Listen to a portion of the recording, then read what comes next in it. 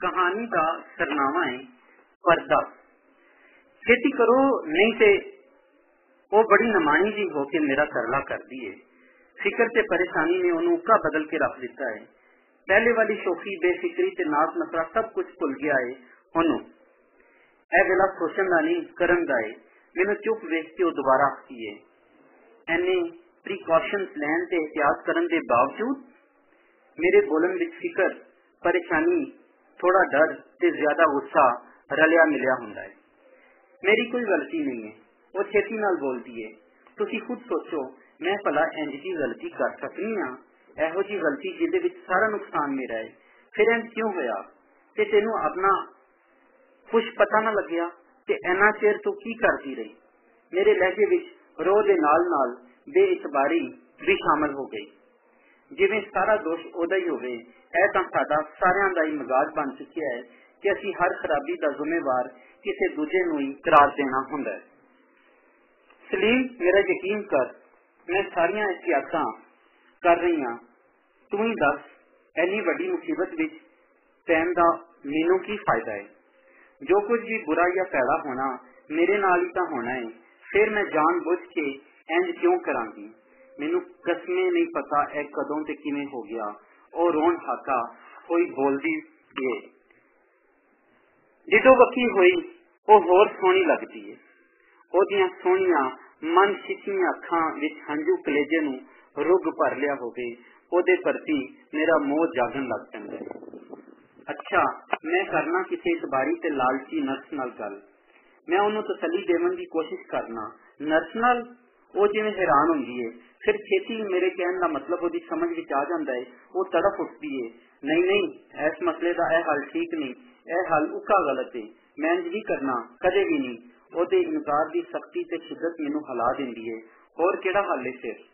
मैं समझिया होया भी मसला बन के पुछदा शादी। वो अखां पूंझदी नीवें सिर आखदी है। फिर इको बार सिर चुक के मेरी अखां विच अखां पा के बड़े धड़ल्ले नाल आखदी है तेरे नाल मेरी शादी। ओ जी दृढ़ता खुद एतमादी ते लहजे की पतियाई देख के मैं अंदरों डर जाना। पर आखिर मैं मर्द हाँ। मर्द जिहड़ा औरत उत्ते हमेशा भारू हुंदा है। मैं अपनी आवाज विच मिठास भर लेना ते अपनी अदाकारी का वधिया वखाला करदिया होया आखदा शादी भी कर लवांगे। मैं किहड़ा शादी तो भजन लगा। पर फौरी तौर ते वक्ती हल यही है जिहड़ा मैं दस्सिया। किसी सियाणी ते लालची नर्स की पाल पैसियां दी तू फिक्र ना कर, जिन्हें लगे मैं लावांगा। मैं नहीं करना। आखिर क्यों? ऐ कतल है, मैं कातल नहीं हाँ, ना बनना चाहनी हाँ। ओ छड्ड भी मैं लापरवाही का वखाला करता। सारे लोग इंज ही करते पे ने। कोई भी इनू कतल नहीं समझता। सानू दूजियां दा जुम्मा नहीं, असीं तां अपनी कीती दे जवाब दा। पहले ही आपां दोवें बड़ी वड्डी गलती कर बैठे हाँ। हुण गलतान नहीं करना। मैनू तेरी समझ नहीं आती। शादी इन्नी छेती होंदी पई है भला? जे तेरी गल मन भी लईए अपनी शादी हो भी जाए तां जदों वक्त तो पहला बच्चा होवेगा लोकां नू पता ना लगेगा। बगानियां लोकां नू छड्डो, मेरे अपने रिश्तेदार ही नहीं खिलौने। शरीकियां मुंह पाड़ के गल्लां करनगियां। लोग तां ताने मेने मार मार के तेरा मेरा दोवां दा जीना हराम कर देंगे। लोकी भावें जो मर्जी आपसे रहन, सानू तां पता होवेगा ना कि यह बच्चा साडा है। लोकां दे मुंह भी कदों तक पाटे रहणगे, आखिर बंदा होवणगे ही ना। ओ दलील देंदी है भला इंज भी कदे होया है? ਇਹੋ ਜਿਹੇ नाजायज बच्चों का ओह हल है अपने काम में सियाणी दाई दी भाल। तू मुसलमान है? वह पुछदी है। तेन कोई शक है? मैं हैरान होकर पूछता। फिर तू वाकया तो जरूर पढ़िया होगा जिहदे विच एक जानी औरत ने अपने रसूल हजरत मुहम्मद सल्लल्लाहु अलैहि वसल्लम अगे अपने ज़ना करन दा इतराफ कीता सी। हाँ पढ़िया है, पर उस वाकये का अपनी मुश्किल के हल नाल की लागा देगा? तू कमली तो नहीं हो गई? उसका वाकया साडी समस्या नाल कोई ताल्लुक नहीं है। नहीं तो वाकया मैनू जरूर सुना। वो जिद कर दी है। अच्छा तो फिर सुन। एक दिन एक औरत हजूर पाक के सामने पेश हुई। वो अपने जवानी के जज्बात से किसी के बहकावे विच आके होश हवास गवा बैठी तो उन्हें ज़ना कर लिया। गुनाह कबीरा करन पिछों उन्हें पछतावे ने आ वलिया। एडे बड़े गुनाह के एहसास ने ओदा दिन का चैन ਤੇ ਰਾਤਾਂ ਦੀ ਨੀਂਦਰ ਖੋ ਲਈ। ਉਹਨੇ ਆਪਣੇ ਗੁਨਾਹ ਬਾਰੇ ਆ ਹਜ਼ੂਰ ਨੂੰ ਦੱਸਿਆ ਤੇ ਦਰਖਾਸਤ ਕੀਤੀ ਕਿ ਉਹਨੂੰ ਇਸ ਗੁਨਾਹ ਤੋਂ ਪਾਕ ਕੀਤਾ ਜਾਵੇ। ਉਹ ਜਾਣਦੀ ਸੀ ਕਿ ਉਹਨੂੰ ਸੰਸਾਰ ਕੀਤਾ ਜਾਵੇਗਾ, ਫਿਰ ਹੀ ਉਹ ਪਾਕ ਹੋ ਸਕਦੀ ਹੈ। ਅਸਲੋਂ ਖੁਦ ਨੂੰ ਸੰਸਾਰ ਹੋਣ ਲਈ ਪੇਸ਼ ਕਰਨ ਆਈ ਸੀ। ਆ ਹਜ਼ੂਰ ਨੇ ਉਹਨੂੰ ਫਰਮਾਇਆ ਕਿ ਉਹਨੂੰ ਉਦੋਂ ਤੱਕ ਸੰਸਾਰ ਨਹੀਂ ਕੀਤਾ ਜਾਵੇਗਾ ਜਦ ਤੱਕ ਉਹ ਆਪਣੇ ਪੇਟ ਵਿੱਚ ਪਲਦੇ ਬੱਚੇ ਨੂੰ ਜਨਮ ਨਹੀਂ ਲੈਂਦੀ। ਕਿਉਂ? ਜੇ ਗੁਨਾਹ ਉਹਨੇ ਕੀਤਾ ਹੈ, ਬੱਚੇ ਨੇ ਨਹੀਂ ਕੀਤਾ। ਬੱਚਾ ਤਾਂ ਮਾਸੂਮ ਹੈ ਤੇ ਸਾਰੇ ਗੁਨਾਹਾਂ ਤੋਂ ਪਾ ਕੇ ਬੱਚੇ ਨੂੰ ਜਨਮ ਦੇਣ ਤੋਂ ਬਾਅਦ ਉਹ ਦੁਬਾਰਾ ਹਾਜ਼ਰ ਹੋਈ। ਹੁਣ ਫਰਮਾਇਆ ਗਿਆ ਉਹ ਬੱਚੇ ਨੂੰ ਆਪਣਾ ਦੁੱਧ ਪਿਆਵੇ, ਜਦੋਂ ਬੱਚੇ ਨੂੰ ਉਹਦੇ ਦੁੱਧ ਦੀ ਹਾਜ਼ਤ ਨਾ ਰਵੇ ਉਦੋਂ ਆਵੇ। ਤੀਜੀ ਵਾਰ ਉਹ ਔਰਤ ਆਈ ਤਾਂ ਉਹਦੇ ਨਾਲ ਆਏ ਉਸ ਬੱਚੇ ਦੇ ਹੱਥ ਵਿੱਚ ਰੋਟੀ ਦਾ ਟੁਕੜਾ ਸੀ ਜਿਹਨੂੰ ਉਹ ਖਾਂਦਾ ਪਿਆ ਸੀ। ਹੁਣ ਉਸ ਗੁਨਾਹਗਾਰ ਔਰਤ ਨੂੰ ਸੰਸਾਰ ਕੀਤੇ ਜਾਣ ਦਾ ਹੁਕਮ ਦਿੱਤਾ ਗਿਆ। ਮੈਂ ਛੇਤੀ ਛੇਤੀ ਗੱਲ ਮੁਕਾ ਕੇ ਉਹਦੇ ਵੱਲ ਦੇਖਿਆ। ਹੁਣ ਦੱਸ, ਉਹ ਜਿਸਦੀਆਂ ਨਜ਼ਰਾਂ ਨਾਲ ਮੇਰੇ ਵੱਲ ਵੇਖਦੀ ਏ, ਕੀ ਦੱਸਾਂ? ਨਹੀਂ ਕੁਛ ਸਮਝਿਆ। ਮੇਰਾ ਖਿਆਲ ਹੈ ਮੈਂ ਸਮਝ ਗਿਆ। ਮੈਂ ਝੱਟ ਸੋਚ ਕੇ ਆਖਦਾ, ਹਾਲੇ ਵੀ ਤੂੰ ਨਰਸ, ਤੂੰ ਤਾਂ ਚੱਲੀ ਹੋ ਗਈ ਹੈ। ਉਹ ਹੋਰ ਜ਼ਮਾਨਾ ਸੀ, ਹੁਣ ਹੋਰ ਜ਼ਮਾਨਾ ਹੈ। ਉਹ ਲੋਕ ਹੋਰ ਸਨ, ਹੁਣ ਲੋਕ ਹੋਰ ਨੇ। ਲੋਕਾਂ ਦੇ ਜ਼ਿਹਨ ਤੇ ਦਿਲ ਛੋੜੇ ਹੋ ਗਏ ਨੇ। ਕਿਸੇ ਵੀ ਤੇਰੀ ਇਸ ਦਲੀਲ ਨੂੰ ਨਹੀਂ ਮੰਨਣਾ, ਕਿਸੇ ਵੀ ਇਸ ਬੱਚੇ ਨੂੰ ਨਹੀਂ ਕਬੂਲਣਾ। ਕੁਝ ਵੀ ਹੋਵੇ ਮੈਂ ਉਬਾਰਸ਼ਨ ਤਾਂ ਉੱਕਾ ਨਹੀਂ ਕਰਵਾਣਾ। ਬੇਇੱਜ਼ਤ ਤੇ ਬਦਨਾਮ ਹੋਣਾ ਮਨਜ਼ੂਰੀ, ਪੁਲਿਸ ਕੇਸ ਕਰਵਾਣਾ ਮਨਜ਼ੂਰੀ। ਮੈਂ ਗੁੱਸੇ ਵਿੱਚ ਆਖਦਾ, ਮੇਰੀ ਆਵਾਜ਼ ਥੋੜੀ ਉੱਚੀ ਹੋ ਜਾਂਦੀ ਹੈ। ਫਿਰ ਮੈਂ ਮੌਕੇ ਦੀ ਨਜ਼ਾਕਤ ਦੇਖਦਿਆਂ ਆਵਾਜ਼ ਨੀਵੀਂ ਕਰ ਲੈਣਾ। ਤੂੰ ਤਾਂ ਥਾਂ ਥਾਂ ਭੰਡੀ ਜਾਵੇਂਗੀ, ਲੋਕੀ ਤੈਨੂੰ ਛੱਜ ਵਿੱਚ ਪਾ ਕੇ ਛੱਡਣਗੇ। ਐਸੇ ਕਾਰਨ ਤੋਂ ਆਖਦੀਆਂ, ਬੇਇੱਜ਼ਤ, ਬਦਨਾਮ ਤੇ ਜ਼ਲੀਲ ਹੋਣ ਤੋਂ ਪਹਿਲਾਂ ਆਪਾਂ ਦੋਵੇਂ ਸ਼ਾਦੀ ਕਰ ਲਈਏ। ਪਹਿਲੇ ਛੁਟਕਾਰਾ ਪਾ ਲਈਏ, ਫਿਰ ਸ਼ਾਦੀ ਵੀ ਕਰ ਲਵਾਂਗੇ। ਹੁਣ ਮੇਰਾ ਅੰਦਾਜ਼ ਤਰਲੇ ਪਰ ਰਿਹਾ ਹੋ ਗਿਆ। ਸਲੀਮ ਤੂੰ ਸਮਝਦਾ ਨਹੀਂ ਪਿਆ, ਉਬਾਰਸ਼ਨ ਕਰਵਾਣਾ ਇੱਕ ਕਤਲ ਹੈਗਾ ਹੀ। ਇਹਦੇ ਨਾਲ ਬੜੇ ਮਸਲੇ ਪੈਦਾ ਹੋ ਜਾਣੇ। ਐਵੇਂ ਤੇਰਾ ਵਹਿਮ ਹੈ, ਕੋਈ ਮਸਲਾ ਪੈਦਾ ਨਹੀਂ ਹੁੰਦਾ। ਕਦੇ ਕਦੇ ਹੋ ਜਾਂਦਾ ਹੈ, ਤੈਨੂੰ ਨਹੀਂ ਪਤਾ, ਮੈਨੂੰ ਪਤਾ ਹੈ। ਤੈਨੂੰ ਕਿਵੇਂ ਪਤਾ ਹੈ? ਮੈਂ ਸ਼ੱਕ ਵਿੱਚ ਪੈ ਜਾਣਾ। ਮੇਰੀ ਵੱਡੀ ਭੈਣ ਤਾਏ ਦੇ ਪੁੱਤਰ ਨਾਲ ਵਿਆਹੀ ਹੋਈ ਸੀ। ਉਹ ਨਕਾਰਾ ਸੀ। ਪਤਾ ਨਹੀਂ ਕਦੋਂ ਉਹਨੂੰ ਨਸ਼ੇ ਦੀ ਲੱਤ ਲੱਗ ਗਈ। ਉਹ ਮੇਰੀ ਭੈਣ ਦੇ ਦਾਜ ਦੀਆਂ ਚੀਜ਼ਾਂ ਵੇਚਣ ਲੱਗ ਪਿਆ। ਘਰ ਵਿੱਚ ਲੜਾਈ ਝਗੜੇ ਹੋਣ ਲੱਗ ਪਏ।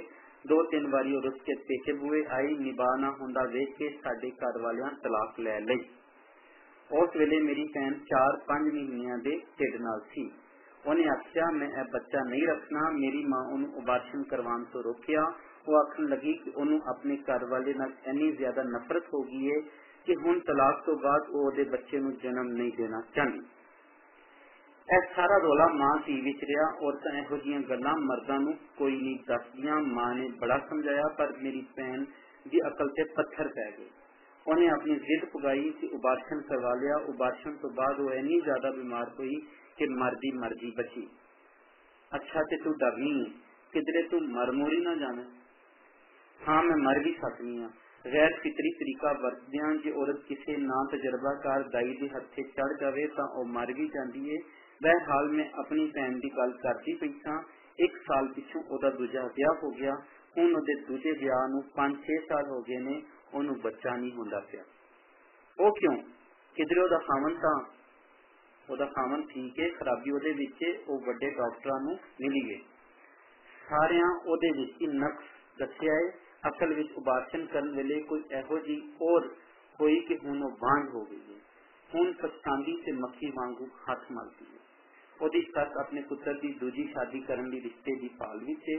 ਪਤਾ ਨਹੀਂ ਕਦੋਂ ਤਲਾਕ ਦਾ ਕਾਗਜ਼ ਉਹਦੇ ਹੱਥ ਵਿੱਚ ਫੜਾ ਦਿੱਤਾ ਜਾਵੇ ਤੇ ਉਹ ਮਾਪਿਆਂ ਬੂਏ ਆ ਬੈਠੇ। ਤੇਰਾ ਮਤਲਬ ਹੈ ਤੂੰ ਸ਼ਾਦੀ ਤੋਂ ਇਲਾਵਾ ਕਿਸੇ ਹੋਰ ਹਾਲਤ ਤੇ ਉੱਕਾ ਰਾਜ਼ੀ ਨਹੀਂ ਹੈ? ਹਾਂ, ਤੂੰ ਵੀ ਤੇ ਆਖਦਾ ਹੁੰਦਾ ਸੈਂ ਦੋਵੇਂ ਹਮੇਸ਼ਾ ਲਈ ਇੱਕ ਹੋ ਜਾਈਏ। ਕੀ ਤੇਰੀ ਇਹ ਖਾਹਿਸ਼ ਨਹੀਂ? ਮੇਰੀ ਇਹ ਖਾਹਿਸ਼ ਕਿਉਂ ਨਹੀਂ ਹੈ? ਮੇਰੀ ਵੀ ਇਹੋ ਖਾਹਿਸ਼ ਹੈ। ਮੇਰੇ ਕੋਲ ਸ਼ਾਇਦ ਇਹੋ ਹੀ ਜਵਾਬ ਦੇ। ਤੇ ਫਿਰ ਛੇਤੀ ਆਪਣੇ ਘਰ ਵਾਲਿਆਂ ਨੂੰ ਮੇਰੇ ਘਰ ਭੇਜ। ਇਸ ਤੋਂ ਪਹਿਲੇ ਕਿ ਪਾਣੀ ਸਿਰ ਤੋਂ ਉੱਚਾ ਹੋ ਜਾਵੇ ਆਪਾਂ ਦੋਵੇਂ ਸ਼ਾਦੀ ਕਰ ਲਈਏ। ਠੀਕ ਹੈ, ਮੈਂ ਕੁਛ ਕਰਨਾ। ਮੈਂ ਸੱਚਾ ਝੂਠਾ ਰਲਿਆ ਮਿਲਿਆ ਵਾਅਦਾ ਕਰ ਲੈਣਾ। ਕੁਝ ਚਿਰ ਅਸੀਂ ਦੋਵੇਂ ਆਪਣੀਆਂ ਸੋਚਾਂ ਵਿੱਚ ਗੁੰਮ ਬੈਠੇ ਰਹਿੰਦੇ ਹਾਂ। ਚੰਗਾ ਰਾਤ ਚੌਖੀ ਹੋ ਗਈ ਹੈ, ਮੈਂ ਚੱਲਣਾ ਵਾ। ਮੇਰਾ ਖਿਆਲ ਹੈ ਉਹ ਮੈਨੂੰ ਰੋਕੇਗੀ ਪਰ ਉਹ ਮੈਨੂੰ ਨਹੀਂ ਰੋਕਦੀ। ਅੱਧੀ ਰਾਤ ਸੀ ਜਦੋਂ ਮੈਂ ਉਹਦੇ ਕੋਲੋਂ ਉੱਠਿਆ ਤੇ ਘਰ ਨੂੰ ਤੁਰਿਆ। ਕਬਰਸਤਾਨ ਵੱਲੋਂ ਪੰਧ ਘੱਟ ਜਾਂਦਾ ਹੈ। ਮੈਂ ਸੇਧ ਕੀਤੀ ਤੇ ਉਧਰ ਜੀ ਹੋ ਗਿਆ। ਜਿੰਨਾ ਚੜੇਲਾਂ ਭੂਤਾਂ ਤੇ ਡੈਣਾਂ ਦੇ ਵਹਿਮਾਂ ਨਾਲ ਡਰਦਾ ਸੁੰਗੜਦਾ ਹੋਇਆ। ਉਤੋਂ ਕੁੱਤੇ ਪੈਣ ਦਾ ਡਰ ਵੀ ਬਹੁਤ ਜ਼ਿਆਦਾ ਸੀ। ਅਕਸਰ ਜੇ ਦਿਨ ਵੇਲੇ ਇੱਧਰੋਂ ਲੰਘੀਏ ਤਾਂ ਕੁੱਤੇ ਭੌਂਕਦੇ ਨਹੀਂ ਪਰ ਵੱਢਦੇ ਨਹੀਂ। ਇਹ ਅੱਧੀ ਰਾਤ ਦਾ ਵੇਲਾ ਸੀ। ਅੱਧੀ ਰਾਤ ਨੂੰ ਜੋ ਵੀ ਹੋ ਜਾਏ ਘੱਟ ਏ। ਮੈਂ ਇੰਝ ਪੋਲੇ ਪੈਰੀ ਤੁਰਦਾ ਪਿਆ ਸਾਂ ਕਿ ਮੇਰੇ ਪੈਰਾਂ ਦਾ ਖੜਾਕ ਖੁਦ ਮੈਨੂੰ ਵੀ ਨਹੀਂ ਸੀ ਸੁਣੀਦਾ ਪਿਆ। ਹਰ ਪਾਸੇ ਚੁੱਪ ਚਾਨ ਸੀ। ਕਬਰਸਤਾਨ ਮੁੱਕਣ ਹੀ ਵਾਲਾ ਸੀ ਕਿ ਆਖਰੀ ਨੁੱਕਰ ਤੇ 3 ਕੁੱਤੇ ਇਕੱਠੇ ਹੋਏ ਕੁਝ ਨੋਚ ਰਹੇ ਸਨ। ਮੈਂ ਉਹਨਾਂ ਨੂੰ ਚਾਨੀ ਵਿੱਚ ਦੂਰੋਂ ਹੀ ਦੇਖ ਲਿਆ। ਮੈਂ ਕਬਰਾਂ ਦੇ ਪਿੱਛੋਂ ਲੁਕਦਾ ਬਹਿੰਦਾ ਘਸੀਟਦਾ ਅਗਾਂਹ ਵਧਣ ਲੱਗਾ। ਮੈਨੂੰ ਬਦਨਾਮੀ ਦਾ ਡਰ ਵੀ ਬਹੁਤਾ ਲੱਗ ਰਿਹਾ ਸੀ। ਜੇ ਕੁੱਤੇ ਭੌਂਕਣ ਲੱਗ ਪਏ ਤੇ ਆਬਾਦੀ ਵਿੱਚੋਂ ਕਿਸੇ ਜਾ ਕੇ ਪੁੱਛਿਆ, ਕੌਣ ਹੈ, ਇਸ ਵੇਲੇ ਕਿੱਥੋਂ ਆਉਂਦਾ ਪਿਆ, ਤਾਂ ਮੈਂ ਕੀ ਜਵਾਬ ਦੇਵਾਂਗਾ। ਮੈਂ ਜੋ ਵੀ ਜਵਾਬ ਦਿੰਦਾ ਕਿਸੇ ਨੇ ਨਹੀਂ ਸੀ ਮੰਨਣਾ। ਤੇ ਜੇ ਕਿਸੇ ਜ਼ਿਆਦਾ ਡਰੇ ਹੋਏ ਬੰਦੇ ਚੋਰ ਦਾ ਰੌਲਾ ਪਾ ਦਿੱਤਾ ਤਾਂ ਕਬਰਸਤਾਨ ਦੀ ਅਖੀਰਲੀ ਨੁੱਕਰ ਮੁੱਕਣ ਤੋਂ ਆਬਾਦੀ ਸ਼ੁਰੂ ਹੋ ਜਾਂਦੀ ਹੈ। ਅਖੀਰ ਮੈਂ ਸਾਰੀਆਂ ਕਬਰਾਂ ਲੰਘ ਹੀ ਗਿਆ। ਹੁਣ ਮੇਰਾ ਡਰ ਮੁੱਕ ਚੱਲਿਆ ਸੀ। ਮੈਂ 5 ਕਦਮਾਂ ਦੀ ਵਿਸਤੇ ਸਾਂ। ਉਹਦੇ ਬਾਅਦ ਆਬਾਦੀ ਸ਼ੁਰੂ ਹੋ ਜਾਣੀ। ਮੈਨੂੰ ਇੰਝ ਲੱਗਾ ਜਿਵੇਂ ਮੇਰੇ ਪਿੱਛੇ ਕੋਈ ਲਗਾ ਆਂਦਾ ਹੈ। ਮੈਂ ਪਿੱਛਾ ਭੌਂ ਕੇ ਵੇਖਿਆ, ਕੋਈ ਨਹੀਂ ਸੀ। ਕੁੱਤੇ। ਮੈਂ ਠੰਬਰ ਗਿਆ। ਨਿੱਕਾ ਜਿਹਾ ਇਨਸਾਨੀ ਮਾਸ ਦਾ ਲੋਥੜਾ ਕੁੱਤੇ ਨੋਚੀ ਜਾ ਰਹੇ ਸਨ। ਇੱਕ ਕੁੱਤੇ ਦੇ ਮੂੰਹ ਵਿੱਚ ਨਵ ਜੰਮੇ ਬਾਲ ਦੀ ਸਿਰੀ ਵੇਖ ਕੇ ਮੇਰੀ ਚੀਕ ਨਿਕਲ ਗਈ। ਮੈਂ ਝਿਜਿਆਂਦਾ ਹੋਇਆ ਆਪਣੇ ਘਰ ਵੱਲ ਭੱਜਿਆ। ਭੌਂਕਦਿਆਂ ਹੋਇਆਂ ਕੁੱਤਿਆਂ ਦੀਆਂ ਆਵਾਜ਼ਾਂ ਬੜੀ ਦੂਰ ਤੱਕ ਮੇਰਾ ਪਿੱਛਾ ਕਰਦੀਆਂ ਰਹੀਆਂ ਤੇ ਮੇਰੇ ਨੱਚਣ ਨਾਲ ਹੋਣ ਵਾਲਾ ਖੜਾਕ ਮੇਰੇ ਕੰਨਾਂ ਦੇ ਪਰਦੇ ਫਾੜਨ ਲੱਗ ਗਿਆ।